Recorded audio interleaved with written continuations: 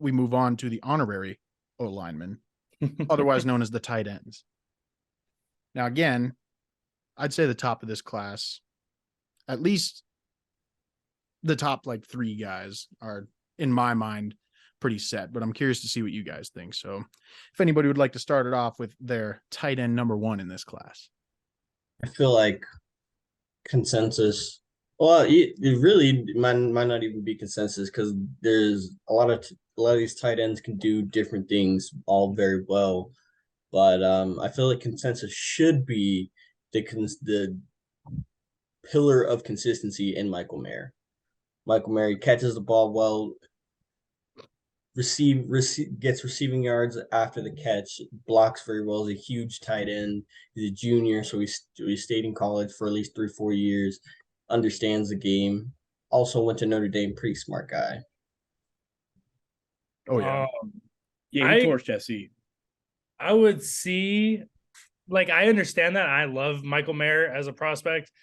I think for me, tight end is one of those things where I fall in love with like the overall potential of the prospect, because tight ends have a very hard time translating to the NFL. It happens consistently. And that's why you're seeing less and less tight ends in the first round in general. I love Darnell Washington. He's my number one. Easily the best pure run blocker in this whole class. And that's honestly just because he is the size of the tackles he's blocking with. At 6'7", over 260 pounds, about 270. He borderline might be stronger than some of the tackles. Yeah, and so with that, it's one of those things where if you can block well as a tight end, you're automatically playing. You automatically are starting in a scheme. You have the potential to do that.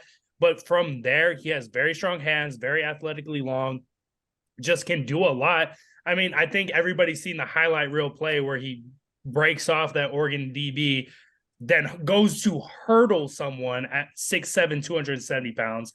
I think he's my number one. Michael Mayer is right behind him, though. I think Michael Mayer is the more consistent prospect, just as an all-around tight end. But yeah, I love Darnell Washington's upside. I think he can easily be a top 5 tight end in the league. I'm with you, Dimanche. I think when it comes to guys coming out of the draft, I look really, really big into the potential when it comes to certain things. And I think Darnell definitely has the highest upside out of every tight end. I think he's definitely my one. I think Mayer's he's a real close second, like you were talking about. I just think that some things just can't be taught when it comes to the game of football, and that man's athleticism is one of one. If you really think about it, I mean, somebody that's 6'7", 270 shouldn't be moving the way he does, like vertically up the field as well as horizontally. Like, people like that should not be able to do stuff like the way he does. So I just think like a lot of the teams that struggle being able to run the ball outside the tackles are foaming at the mouth right now, seeing somebody as big as he does block as well as he does, as well as be able to set up the play action as well as he's going to be able to do. I definitely can see him going like probably early second, if I'm being honest with you, because I think he's just a talent that you're willing to take a risk on. And I think regardless of like what team he's going to play on, he's going to start from day one.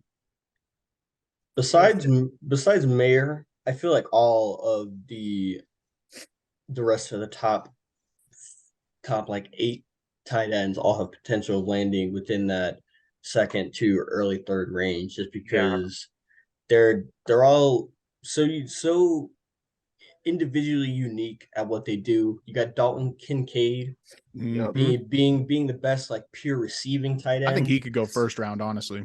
Yeah, very, very, very similar to Luke Musgrave's a good prospect.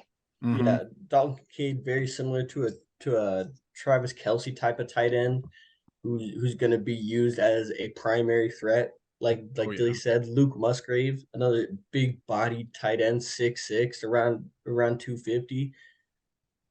You got a guy like Sam Laporta out of Iowa. You can literally never go wrong with an Iowa tight end. Nope, you can't go wrong with It's an weird though, Tucker Kraft. an Iowa tight end, he's the first one that I've seen that I like I don't trust him to be a blocker. I don't. I think he is a pure receiving tight end.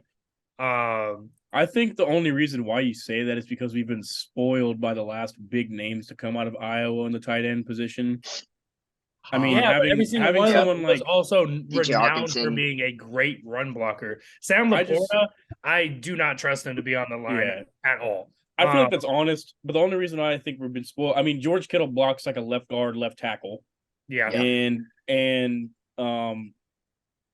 fucking whatever his name is on the Vikings now. Hawkinson. Hawkinson. Yeah, TJ Hawkinson. Hawkins. I mean, both of those guys you can 100% trust to win their one-on-one regardless of who's coming off the edge. Yeah. So I just think that that's why we've been so spoiled when it comes to Iowa tight ends. I think he's a great prospect. It's just, I see what you're saying. I definitely agree with being a little worrisome, but again, I feel like that's something that can be taught with time. Yeah. Well, before we move on from the tight ends, I do got to That's mention, I mentioned it a second ago before we started filming, though. Probably my biggest draft crush as of right now, Zach Kuntz out of Yep. Old Dominion at tight end. Yep. That's my dog. I think he's got a lot of upside. Obviously, super raw coming from a small school, but he's about a hair short of 6'8", about 255, 260, runs a 4.55, led all tight ends in the broad and vertical jump. I think that he is one of those kind of block of clay kind of guys that could really be a big difference maker. Could rise up to maybe being like a mid to late day 2 guy. Kind of like he's kind of like a Jimmy Graham type dude. I mean, Jimmy Graham little was bit, yeah. little short of 6'8", and Mhm. Jimmy Graham was that downfield playmaking, big body tight end that this dude can be that exactly.